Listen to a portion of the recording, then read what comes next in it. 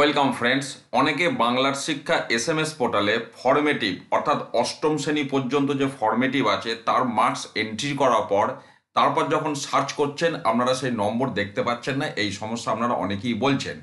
তো দেখুন, আমি এই ব্যাপারটা সমাধান করার জন্য যেটা বলতে চাইছি, ধরুন আমি ফর্মেটিভ সিলেক্ট করে এখানে ক্লাস ধরুন 6 নিলাম, সেকশন এ, সাবজেক্ট ধরুন আমি দিলাম ম্যাথামেটিক্স।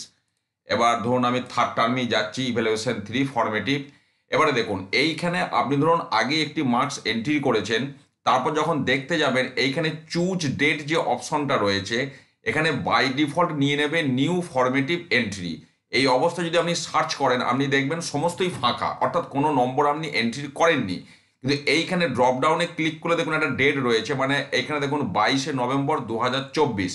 তার মানে আপনি এই ক্লাসের এই যে এখানে যে যে ডেটাগুলি দিয়েছেন তার নম্বর আপনি এন্ট্রি করেছেন 22শে নভেম্বর 2024। এই ডেটটা সিলেক্ট করে যদি আপনি সার্চ বটনটা ক্লিক করেন তখন দেখবেন যে নামগুলি আসবে, সেখানে ফর্মেটিভ এন্ট্রি করা রয়েছে যেমন যেমন আপনি এন্ট্রি করেছিলেন।